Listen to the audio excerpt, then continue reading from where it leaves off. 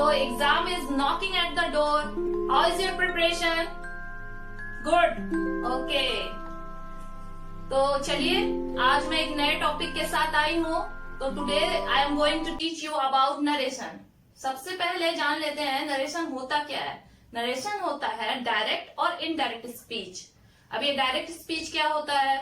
Direct speech वो होता है जिसमें जो स्पीकर है उसके बोले हुए शब्दों को, उसके बोले हुए वाक्य को एज इट इज लिखा जाता है. उसमें कोई भी चेंजेस नहीं होता है. उसने जैसा बोला है एकदम बिल्कुल वैसा ही लिखते हैं. और इनडायरेक्ट स्पीच क्या होता है? इनडायरेक्ट स्पीच होता है जब स्पीकर के बोले हुए वाक्य को हम लोग अपने वे से बोलते हैं, अपने तरीके से बोलते हैं, तो वो होता है इनडायरेक्ट स्पीच. ठीक है. तो हम लोग एक एग्जांपल देख लेते हैं सो दैट कि आपका इस टॉपिक के ऊपर पूरा कॉन्सेप्ट क्लियर हो जाए. मैंने तो बताया है कि डायरेक्ट इनडायरेक्ट स्पीच किसको बोलता है, लेकिन एक सेंटेंस देख लेते हैं हम लोग इस पे. तो क्या बोलेंगे हम लोग? मान लीजिए एक सेंटेंस लेते हैं कि राज ने बोला मैं ट्यूशन क्लासेस जा रहा हूं. ठीक है. ये वाक्य किसका बोला हुआ है? ये राज बोल रहा है. तो जब भी आप कुछ बोलेंगे तो आप क्या बोलेंगे? आप यही बोलेंगे ना कि मैं ये काम कर रहा हूं या मैं ये काम करता हूं. ठीक है. आप थोड़े ही बोलेंगे कि वह वो काम करता है. लेकिन जब इस चीज को कोई और बोलेगा, ठीक है, आपके बोले हुए सेंटेंस को, मान लीजिए आपसे राज मिला है, आप उसके दोस्त हैं, आप घर जाके अपनी मम्मी को बता रहे हैं कि मम्मी राज जो है, राज ने बोला कि वह ट्यूशन क्लासेस जा रहा था. ये घटना जब उसने आपको बताई तो वो प्रेजेंट टेंस में था, लेकिन जब आपने उसको बताया तो वो पास्ट टेंस हो गया, क्योंकि वो हो चुकी है, बीत चुकी है घटना. ठीक है. तो आप क्या बोलेंगे?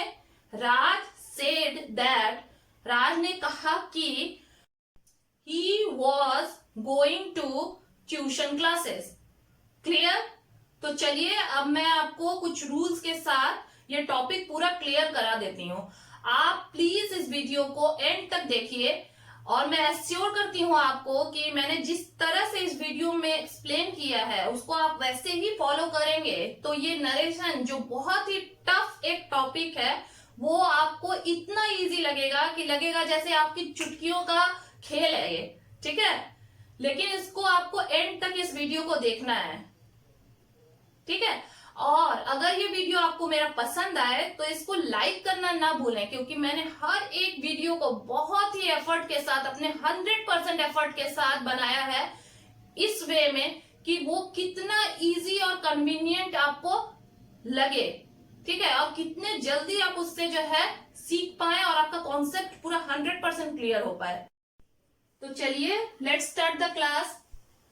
देखिए ये सेंटेंस में जो है कोटेड जो सेंटेंस है ये क्या होता है?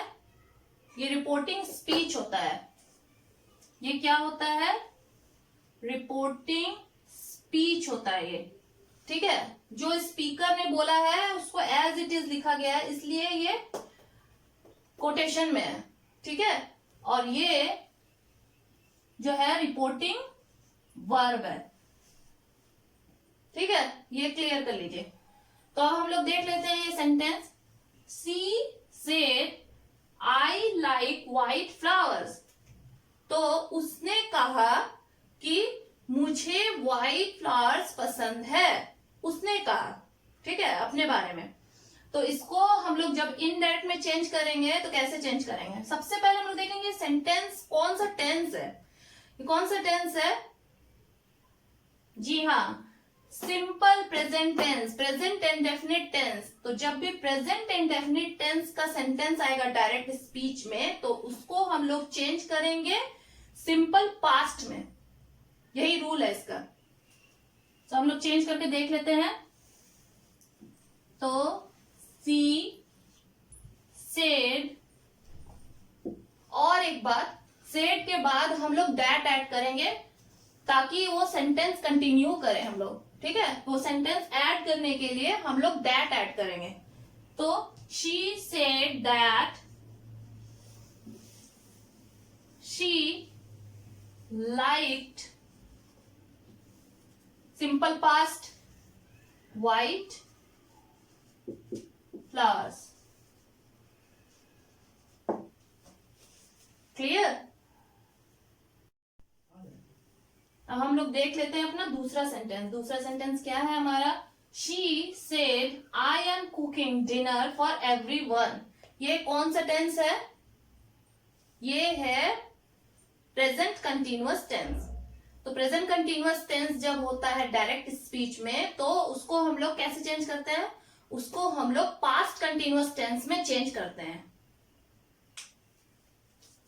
तो हो जाएगा she said that she was cooking dinner for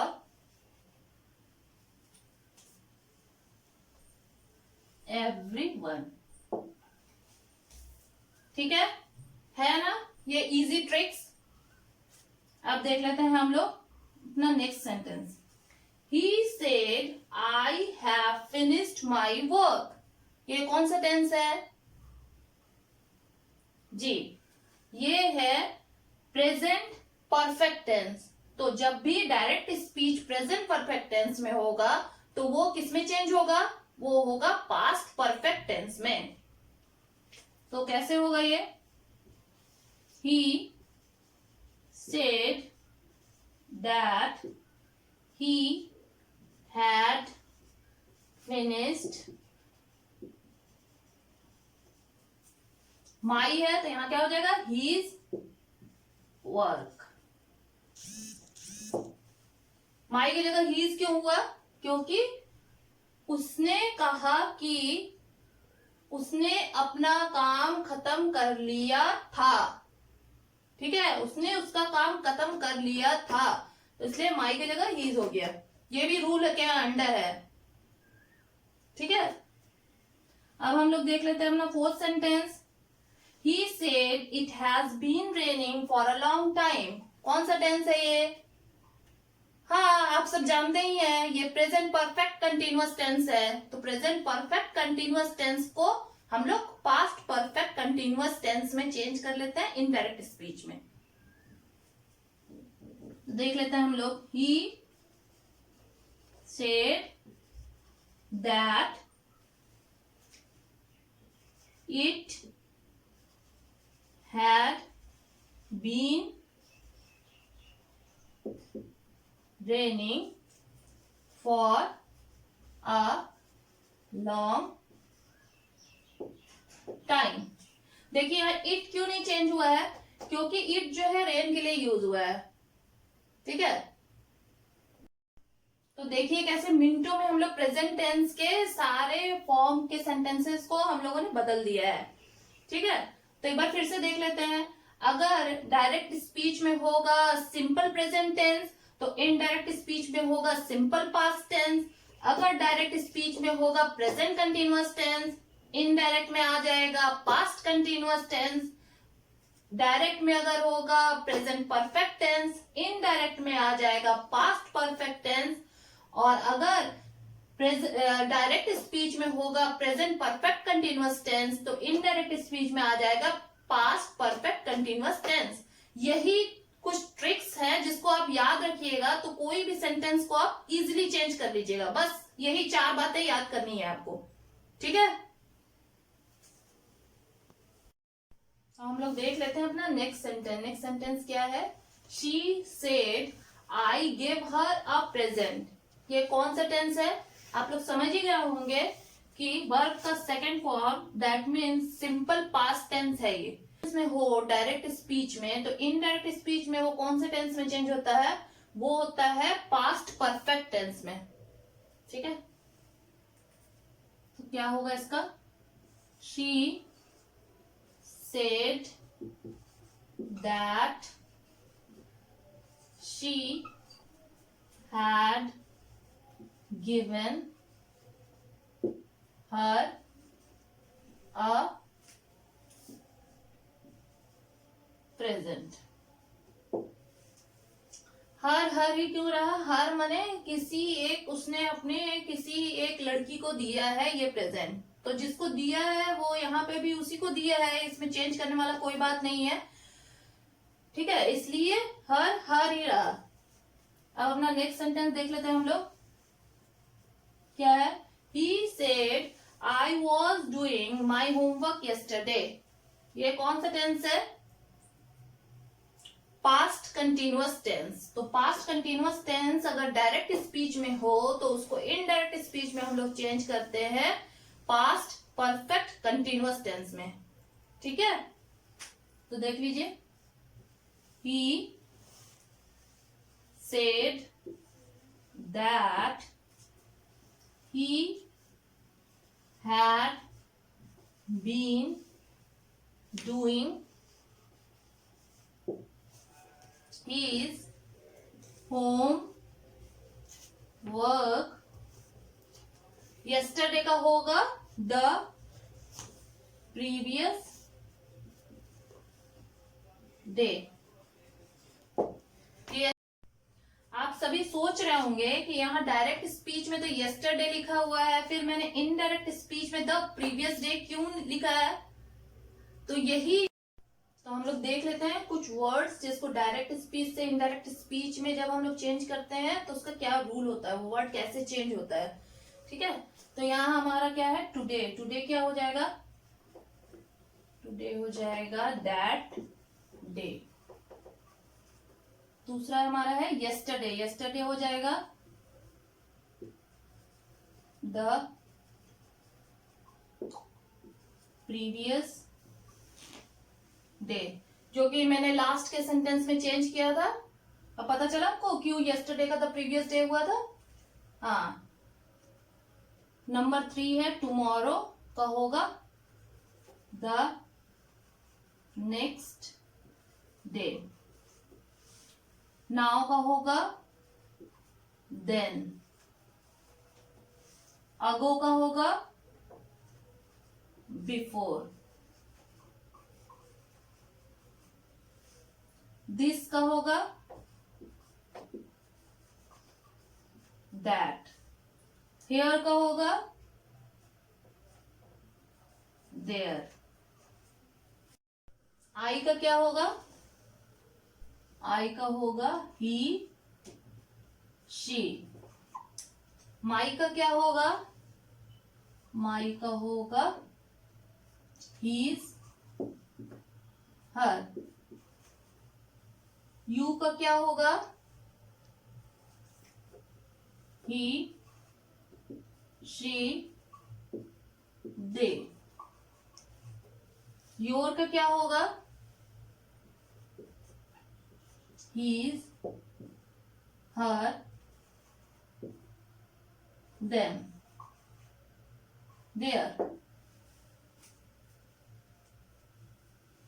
we का क्या होगा? दे। अस का क्या होगा? देम। आवर का क्या होगा? देयर। तो बच्चों आप इसका एक स्क्रीनशॉट ले लीजिए सो दैट जो एग्जाम के समय आपको रिवीजन में वो हेल्प करेगा। इसलिए मैं बोलती हूँ मेरे वीडियो को एंड तक देखिए सो दैट आपको बीच बीच में कुछ ऐसे इंफॉर्मेशन मिलेंगे जो आपको उस टॉपिक के लिए बहुत इंपॉर्टेंट होंगे, इसलिए वीडियो को पूरा देखना जरूरी है। अब हम लोग देख लेते हैं फ्यूचर टेंस का नरेशन। ये है सिंपल फ्यूचर टेंस। इसमें कैसे चेंज करेंगे इसको? She said that she would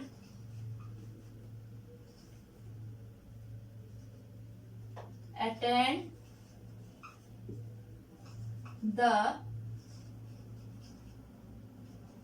ceremony the next day। मैंने बताया है ना टुमारो का द नेक्स्ट डे क्यों होगा, क्योंकि ये रूल में है। हाँ, तो फ्यूचर टेंस बहुत ही इजी है। फ्यूचर टेंस का कोई भी फॉर्म हो, जैसे कि ले लेते हैं हम लोग फ्यूचर का फ्यूचर परफेक्ट टेंस, इसका क्या रूल होता है? विल और shall plus have plus verb का third form. Future perfect tense का यही रूल होता है ना। तो अब हम लोग इसको इनडायरेक्ट में जो चेंज करेंगे वो कैसे करेंगे? सिर्फ विल और शैल के जगह हमें वुड लगा देना है। क्या करना है? विल और शैल के जगह हमें वुड लगा देना है। बाकी का सेंटेंस एज इट इज रहता है, जैसे कि फ्यूचर परफेक्ट टेंस में रहेगा। ठीक है, सिर्फ इनडायरेक्ट में चेंज करने पे शैल या विल की जगह वुड आ जाएगा। उसी तरह अगर फ्यूचर कंटिन्यूअस टेंस है, फ्यूचर कंटिन्यूअस टेंस अगर है तो उसका क्या नियम होता है? उसका नियम होता है शैल और will plus be plus ING verb में। ठीक है, तो ये जब हम लोग इनडायरेक्ट में चेंज करेंगे तो इसका भी एक ही रूल है, शैल और विल के जगह वुड आ जाएगा। क्लियर? तो फ्रेंड्स, अगर आपको मेरा ये वीडियो पसंद आया हो तो please like, share and subscribe and don't forget to press the bell icon for latest notification. Stay happy, stay healthy and stay tuned.